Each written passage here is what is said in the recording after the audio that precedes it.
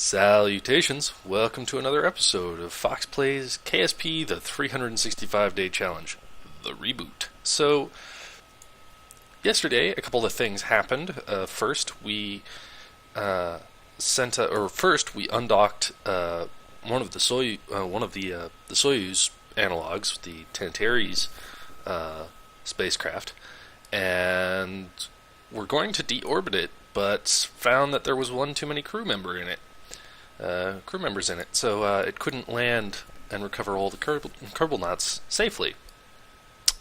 So that happened, and we also finished strutting together our repair module for the near space station, which effectively replaced a broken docking port.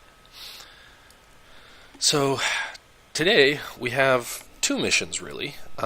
One is to send up a second Tantares, which will be Tantares 7, and it will dock with Tantares 6, and we'll transfer one crew over to the one we launched today so that they can both land safely and we can recover all the crew. Which, incidentally, is one of those kind of milestones that I failed to get to in my first pass, which was the first time two-man spacecraft had docked. So very interesting. And then we've got we're going to send up a replacement for the Crystal module, but I'll probably only show you the very beginning and the very end of that, just because we've already seen it once. So anyway, that's the briefing for today. So on to the launch pad. Alright, another bright and happy day on the launch pad, and today we're launching Tantares 7. Now this is a modified Tantares. I've replaced the docking port at the top with a female version so that it can actually dock with our currently used Tantares craft. So not too much, we'll just kick things off here. Liftoff, Tantares 7 on a rescue mission to dock with Tantares 6. Beautiful. So, yeah, it's kind of funny because it's, when I was doing my kind of earlier missions, a lot of the Soyuz missions, because I did a Sputnik mission with a fairly accurate, I thought, Vostok launcher. So after the Vostok missions and the Voxhod missions, which incidentally was the Vostok mission that I flew, which was called Almach in the Tantares mod, the Almach pod. Visually, it looks like a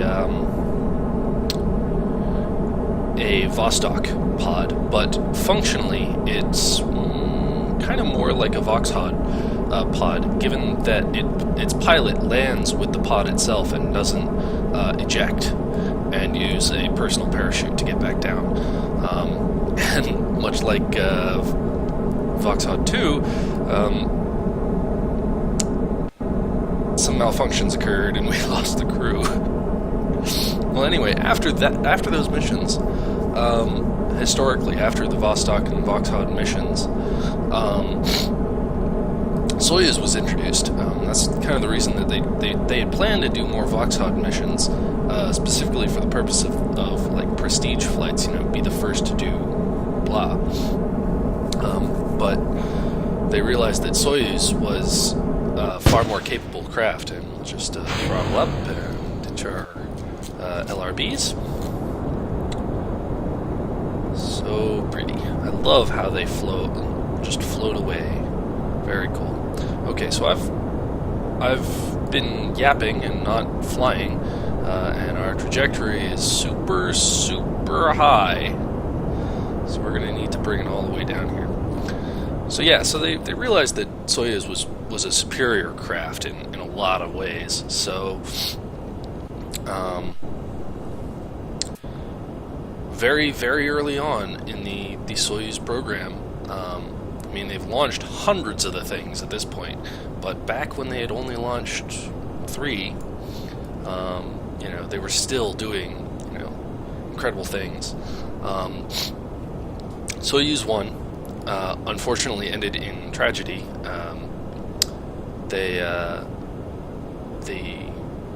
crew, I believe, they asphyxiated, some kind of release valve malfunction, and they died.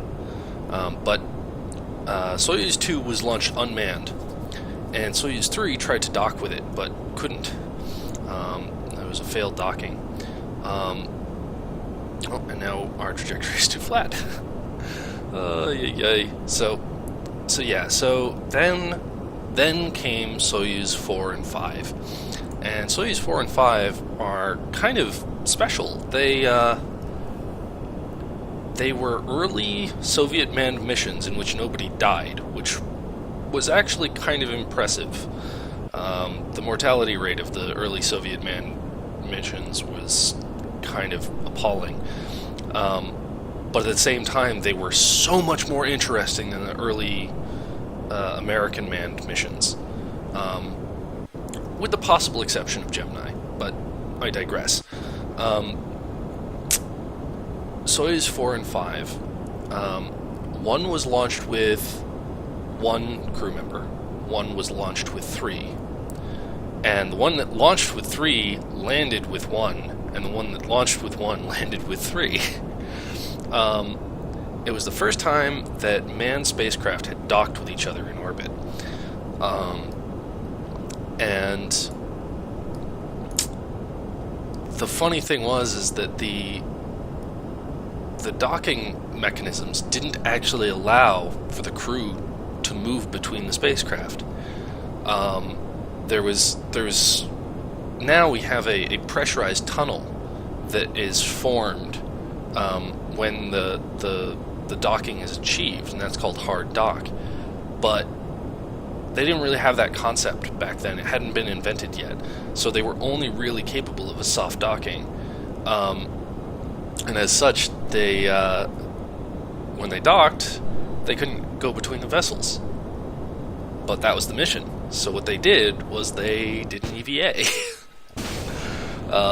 It's one of those kind of funny little things where a lot of people were desperately wanting KSP to have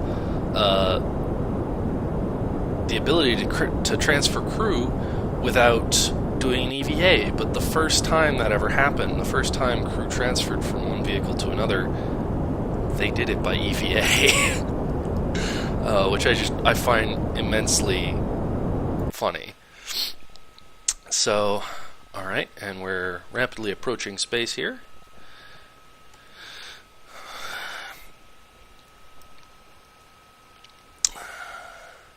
And, yeah, our target vehicle, which, is that it? Near ship, that should be it.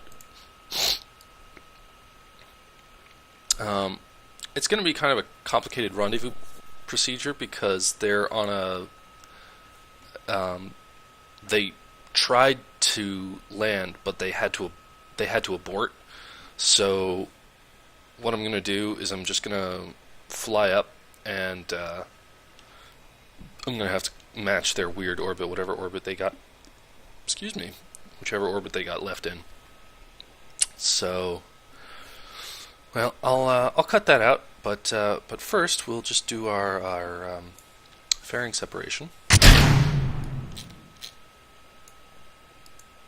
And the reason the fairings separate so weird is because that they're actually clipping through the control tower. I've been meaning to fix that, but because I know it's possible to do it, to basically build it so that it's like it's actually counted as like an interstage fairing, and it's much more clean. But anyway, I'm gonna finish my rendezvous off camera, and I'll see you there. Alrighty, so here we are. Coming up on our retro burn relative to target. We have about 40 delta V to burn, about 2 seconds to burn it, give or take. Now we should fly within about 200 of the other Tantares.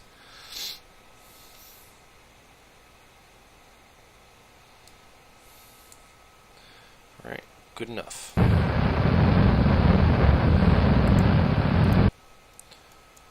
And I'm going to use RCS to null the velocity, or near enough to it.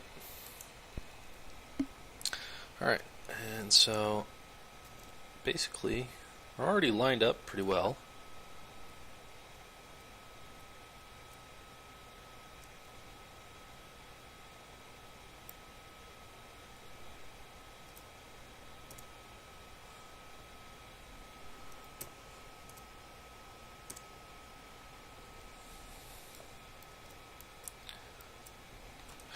And RCS on, thrust back, and we definitely need to start some of our translating.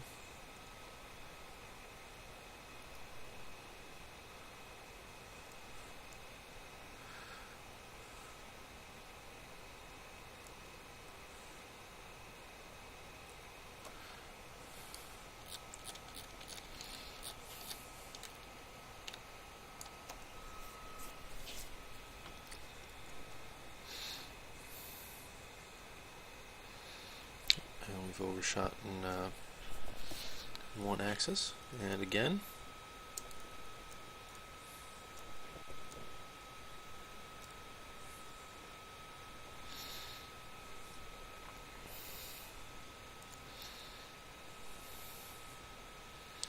We're now in front of the spacecraft, so we want to slow down. Alright, and we're gradually approaching the target now.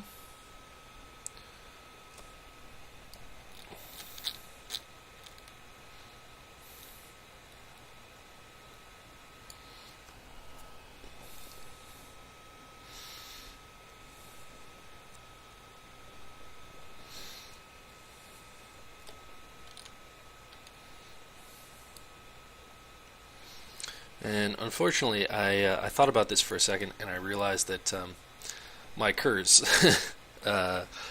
automatic docking system is once again going to be out of alignment. So I basically just took off one kind of docking port and put it on the other, but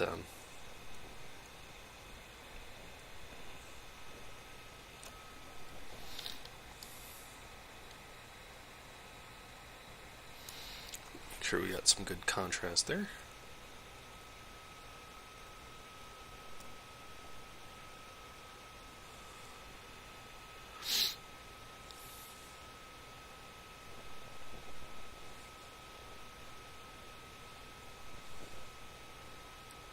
Rapidly ending up here.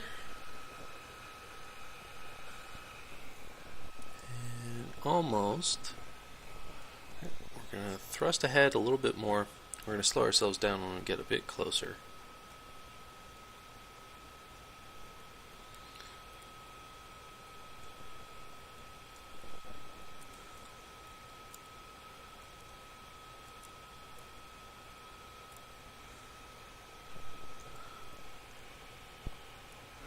Alright, and that's it's lined up just about as perfect as I can get it.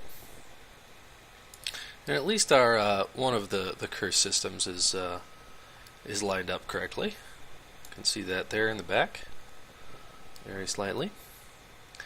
All right, and yeah, when we once we dock, I'm just gonna turn off all my automated things, and look at that. There we are, docked. And the KERS on the bottom does seem to be aligned correctly. So, although we could just transfer the crew, I think I'm gonna actually, do it properly and do an EVA. All right, just like the cosmonauts did it. They didn't do it with RCS packs, but they just kind of crawled along the outside. Unfortunately, one of the cosmonauts accidentally basically pressed a button he didn't mean to press, and that got everybody distracted.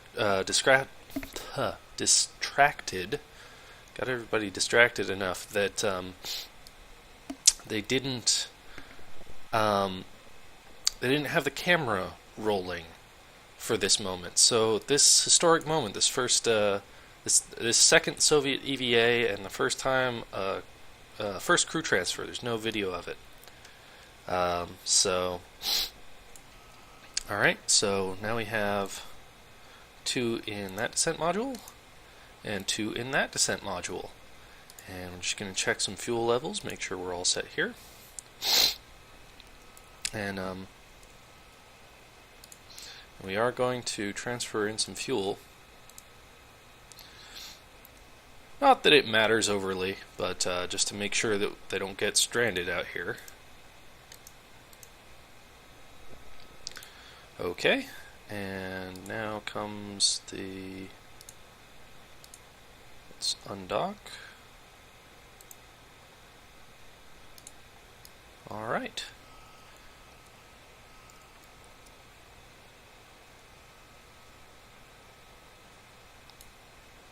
I'm actually going to do something. I'm going to basically flip us around 90 degrees.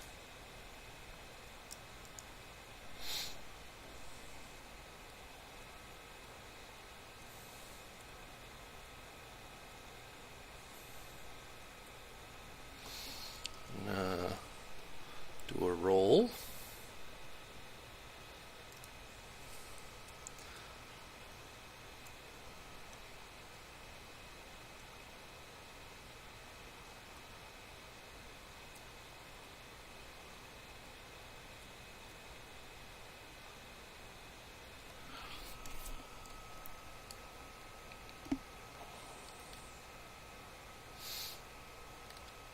Alright, and I think we're safe to try and abort into the ocean. So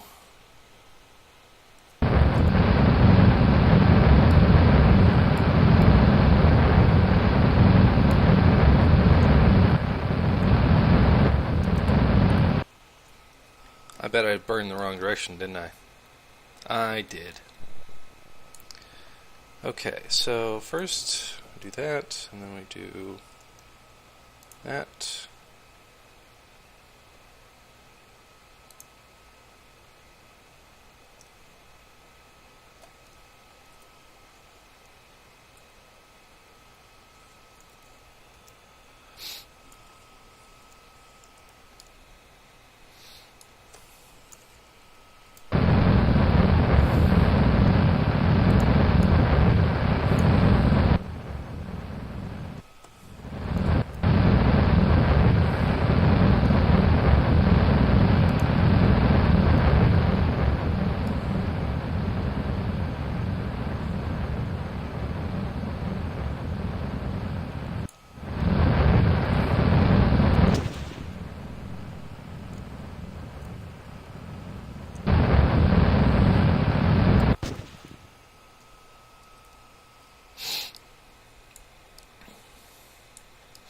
Alright, and not sure where the other one went.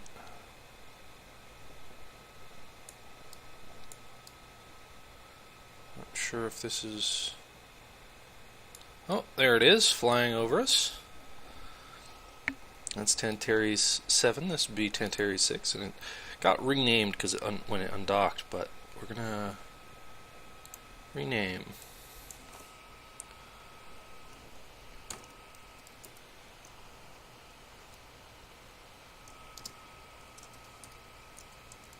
Connected. Alright. And we're gonna time accelerate. Oh. I just realized something. We did this wrong. we're going to lose one because it's going to get deleted. Oh well, whatever. It's just going to delete the craft when it gets to, you know what?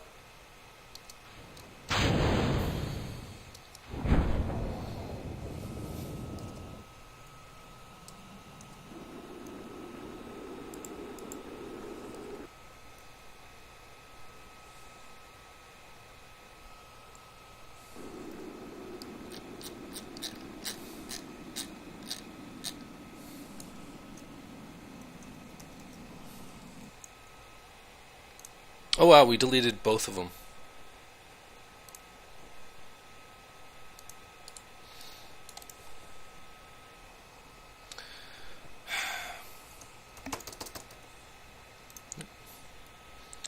Alright, so this is going to impact, and yep, we lost both of them. Because KSP needs to never do that because it's a terrible way to do it. KSP deletes ships that are in the atmosphere that are greater than 2 kilometers away from you, or 2.5. So we just lost 4 Kerbal knots when we tried to rescue 1.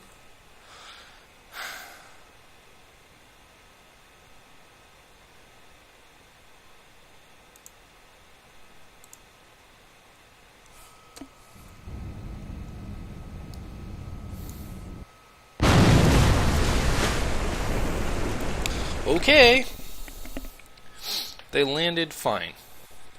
I absolutely hate, and I know I'm talking during a loading screen, I hate doing that, but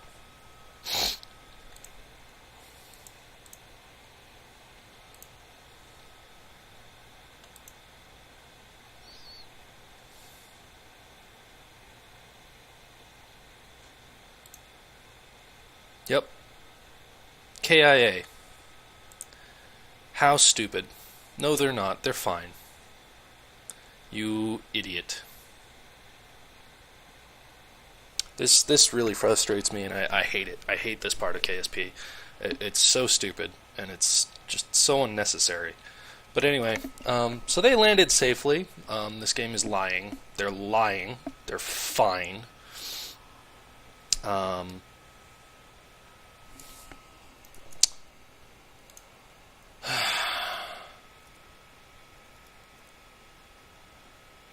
I was going to do another launch today. Screw it. Anyway, Foxx has been KSP using the lovely Tantares Mod Pack.